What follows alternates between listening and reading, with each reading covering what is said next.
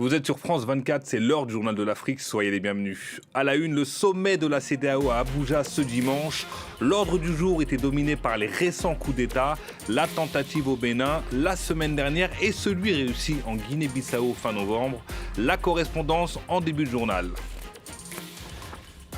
Des joyaux désormais visibles par le plus grand nombre ce dimanche, le gouvernement égyptien a dévoilé 2 statues monumentales du pharaon Amenhotep III à Luxor, l'aboutissement d'un travail de réassemblage long de plus de 2 décennies.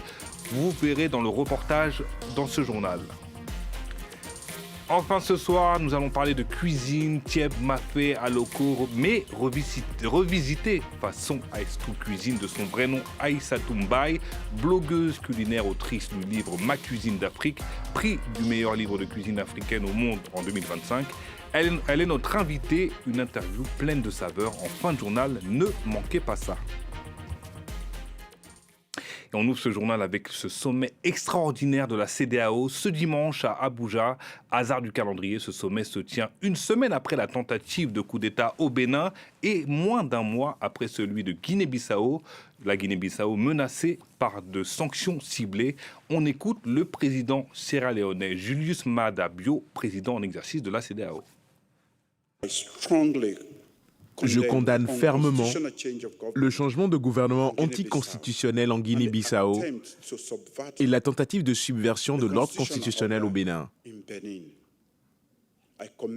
Je salue la mobilisation rapide des troupes et des moyens aériens de la CEDEAO, le Nigeria prenant l'initiative de préserver l'ordre constitutionnel au Bénin. La sécurité n'est pas seulement une obligation militaire, c'est un impératif humain essentiel à la protection des familles, des moyens de subsistance et de la dignité de nos citoyens. Et on écoute maintenant notre correspondant à Abuja, Moïse Gomis, qui nous fait un compte-rendu de ce sommet. Les chefs d'État et de gouvernement de la CEDEAO rejettent donc le programme de transition proposé par la junte militaire de Bissau. Ils réclament toujours le retour immédiat à l'ordre constitutionnel et ils demandent la mise en place d'une transition courte et inclusive, rassemblant et représentant le plus largement possible les forces politiques bissau-guinéennes. Les dirigeants ouest-africains ne prononcent pas dans l'immédiat de sanctions. En revanche, des sanctions pourraient cibler toute personne empêchant la mise en place des mesures préconisées par la CEDEAO. Une nouvelle mission de haut niveau devrait d'ailleurs s'envoler les prochains jours pour rencontrer les dirigeants de la junte à Bissau. Et les chefs d'État de la CEDEAO sont revenus aussi sur la tentative de putsch avortée au Bénin. Pour eux, l'intervention de la force d'attente à Cotonou est un signal fort envoyé. Leur message est désormais qu'aucun coup d'État ne sera toléré dans une région ouest-africaine souffrant déjà d'insécurité. Enfin, les chefs d'État de la CEDEAO ont validé le Sénégal pour la présidence de la Commission. Le président Diomaye Faye suggérera donc prochainement le nom du successeur de Oumar Aliou Touré, l'actuel président de la Commission. En Guinée, le Premier ministre Amadou Ouriba, directeur de campagne de Mamadi Doumbouya, s'est exprimé sur les appels au boycott lancés par des opposants qui estiment que le scrutin présidentiel du 28 décembre ne serait qu'une mascarade électorale. On l'écoute au micro de notre correspondant à Conakry, Malik Diakité.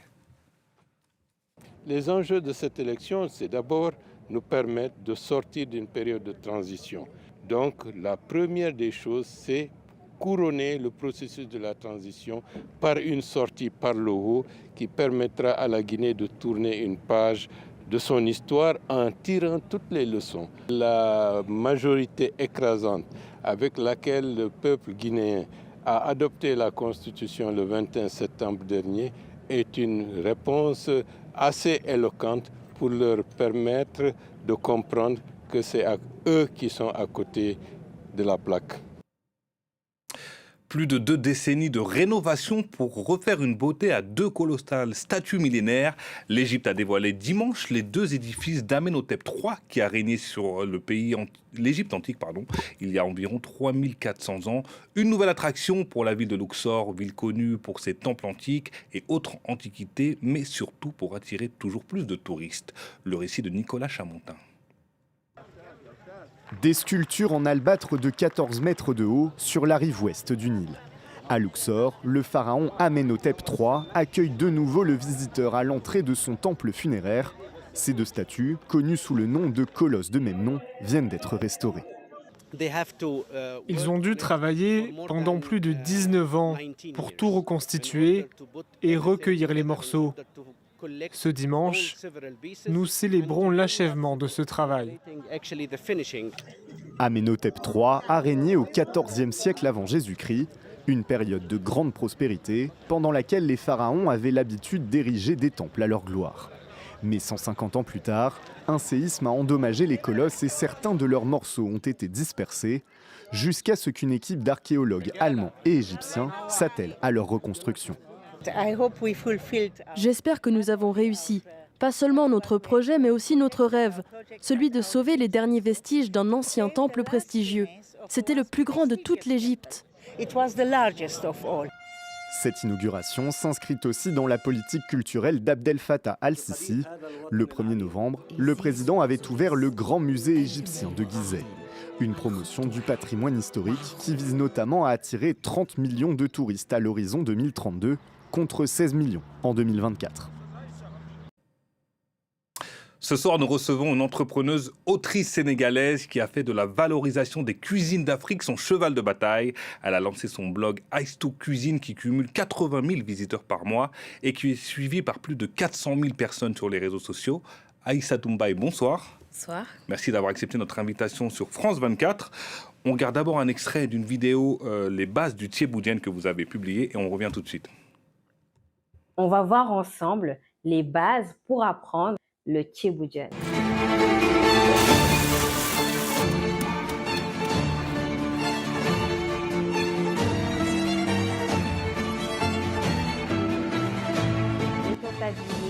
On y va. C'est rapide, mais en tout cas, ça donne envie. Hein. Alors, votre livre « Ma cuisine d'Afrique que je tiens » a été récompensé au Gourmand World Cookbook Award pour le prix du meilleur livre de cuisine africaine au monde en 2025. Donc vous commencez à être une habituée des prix parce que 2 de vos autres livres ont été récompensés. Qu'est-ce que ça signifie pour vous que votre travail est récompensé ? Pour moi, c'est une fierté, c'est une consécration. Je pense notamment à la petite fille que j'ai été, qui rêvait d'être écrivaine. Donc pour moi, c'est une fierté, mais notamment aussi parce que aujourd'hui, c'est pas juste mon travail qui est reconnu, c'est la place des cuisines africaines et surtout la cuisine de nos mamans, de nos grands-mères, parce que c'est de ça dont il s'agit dans ces livres. Et d'ailleurs, vous parlez, c'est une part de votre enfance. Tout a commencé, vous dites, dans une chambre d'étudiante. Oui, tout à fait. Alors moi, je suis arrivée en France pour mes études supérieures, donc de prépa. Et dans ma chambre d'étudiant, je pense qu'on a tous fait, c'est la cuisine qui un peu peut nous rapprocher de notre pays. Donc j'ai commencé à cuisiner pour retrouver le goût du Sénégal, les plats de ma maman. Et donc de fil en aiguille, j'ai commencé à partager ces recettes-là et à créer mon blog Ice to Cuisine. Donc c'est parti de cette chambre d'étudiante où je partageais ces plats. Et Ice to Cuisine aujourd'hui, c'est tout autre chose. C'est des livres, c'est tout ce que vous voyez. Voilà. Et justement, on voit vos recettes sur l'écran derrière vous. Comment vous choisissez vos recettes ? Combien de temps vous mettez pour produire une vidéo ? Combien de vidéos vous postez par mois ? Racontez-nous votre travail au quotidien. Alors, les recettes, pour moi, en fait, une recette ou même un travail de contenu, c'est pour répondre à une problématique. Les recettes que je développe, c'est surtout pour montrer quelque chose. Par exemple, ce que je veux montrer, c'est que les cuisines africaines ne sont pas si hermétiques qu'on pense, notamment la cuisine sénégalaise. Donc, moi, j'ai grandi avec la cuisine sénégalaise, la cuisine de ma maman. Et je trouve que dès qu'on parle des cuisines africaines, on pense que c'est trop compliqué, on ne va pas réussir, etc. Alors qu'il suffit juste d'un peu de pédagogie pour que n'importe qui puisse réussir. Donc, ce que j'essaie, c'est de déconstruire cette idée que c'est fermé, c'est difficile. Donc, généralement, par exemple, j'écoute les questions qui reviennent le plus souvent. Par exemple, comment réussir un bon chef, comment ne pas rater ça, etc.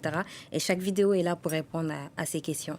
Par exemple, moi, j'aime cuisiner, j'aime manger, mais j'aime pas mettre du temps pour cuisiner. Je suis quelqu'un de très pressé. Quelle recette me conseillez-vous, qui est dans votre livre ou pas, pour que je mange un bon plat africain et rapide à cuisiner ? Un plat africain rapide à cuisiner, je dirais déjà le kaldou. C'est un plat du sud du Sénégal, la Casamance. Mais il y a toujours moyen. Moi, je trouve qu'il y a toujours moyen de déjouer le temps. Même un tchiboudian, on peut faire un tchiboudian express.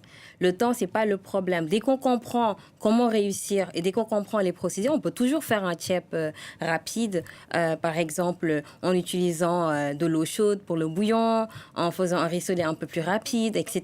Il y a toujours moyen. Donc, on peut toujours faire un plat rapide, même des plats longs, des plats traditionnels. Et vous avez appris à cuisiner avec votre mère, vous dites? Oui, tout à fait, avec ma mère. Ma mère, c'est une passionnée de cuisine et donc elle a 4 filles. On est 4 filles et au Sénégal, on sait qu'on a 4 filles. C'est vraiment, voilà, les filles en cuisine et on a vraiment cuisiné avec elle pendant notre enfance. Donc, c'est elle qui m'a transmis sa passion et aussi sa créativité. Est-ce que parler de cuisine africaine, d'ailleurs votre livre que je tiens s'appelle Ma cuisine d'Afrique, est-ce que parler de cuisine africaine n'est pas réducteur étant donné la diversité des pays, la diversité de la cuisine en Afrique? Est-ce qu'un plat sénégalais est similaire à un plat somalien par exemple? Tout à fait, c'est une très bonne question. Justement, ce livre-là n'a pas vocation d'englober toute la cuisine, toutes les cuisines, parce qu'on appelle une cuisine d'Afrique. C'est pour ça que ça s'appelle Ma cuisine d'Afrique et non pas la cuisine d'Afrique. C'est vraiment la cuisine avec laquelle j'ai grandi. J'ai pas prétention de dire que ce livre est une sorte d'encyclopédie sur les cuisines africaines, non. Je raconte un peu mon expérience et la cuisine de ma maman, la cuisine avec laquelle j'ai grandi, la cuisine qui prend ses sources au Sénégal, mais aussi qui s'inspire de l'Afrique de l'Ouest, notamment sur des plats qu'on peut partager ensemble. Et même au-delà des plats, on parle aussi des ingrédients, parce souvent quand on parle de cuisine, on pense aux plats, mais il y a aussi des ingrédients qui sont partagés de part et d'autre d'Afrique. Si on prend par exemple le mil, on le mange en Afrique de l'Ouest, au Sahel, etc. Et il y a même des plats qu'on peut partager comme le mafé, sauce arachide ou tegedagena dans certains pays. La plupart des plats, c'est pour les partager, j'imagine. C'est ça. Et donc, parler de cuisine, je suis d'accord. J'aurais pu dire cuisine sénégalaise et d'autres pays d'Afrique, mais voilà. Et vous dites, la cuisine, c'est ma façon de raconter le monde. Qu'est-ce que vous voulez entendre par là? Oui, la cuisine, pour moi, souvent on dit dis-moi ce que tu manges, je te dirai qui tu es. Je suis tout à fait d'accord. Pour moi, la cuisine reflète vraiment notre identité. Je pense qu'on a tous pensé, par exemple, dès que je dis un plat, on pense souvent à un plat de notre enfance. La cuisine est souvent reliée à notre identité. Souvent, ce qu'on mange, lorsqu'on le regarde, ça peut dire beaucoup sur notre histoire. On regarde même l'histoire du tchéboudian. Les plats aussi qu'on mange au Sénégal vont avoir un lien avec l'histoire du pays. Donc, pour moi, raconter une histoire, un monde, un pays, ça passe par ce qu'on mange, par la cuisine. Et pour finir très rapidement, vous avez également fondé Kéliba Café à Dakar. Parlez-nous-en. Alors, Kéliba Café, c'est un café-restaurant qui travaille les produits locaux, donc les produits issus de l'agriculture. Aujourd'hui, on est sur une carte à 98% local, mais notre objectif vraiment, c'est d'aller dans du 100% local, de ne pas aller sur de l'importation et de montrer qu'on peut travailler toute une carte en utilisant que les ressources issues au Sénégal, du 100% local. Merci beaucoup Aïssatou Mbaye, merci d'être venu sur France 24 pour nous présenter votre livre Ma cuisine d'Afrique. Donc je vais le feuilleter, je vais essayer quelques recettes. Je ne vous garantis pas que je vais réussir, mais je vais essayer. En tout cas, merci d'avoir accepté notre invitation. Plaisir. Et on vous souhaite peut-être à l'avenir un restaurant, pourquoi pas en France. On serait ravis d'y venir. Merci beaucoup. Allez, on se quitte sur ces images de Tananarive à Madagascar, celle de l'inauguration de l'œuvre monumentale Les couleurs et les motifs qui parlent d'Esther Malangou, figure mondiale de l'art ndébélé. À 90 ans, l'artiste sud-africaine signe sa première intervention à Madagascar. C'est aussi la première fois qu'une artiste africaine est exposée de cette manière à grande échelle sur la grande île. Et c'est la fin de cette édition. Merci de nous avoir suivis. Restez sur France 24. L'information continue.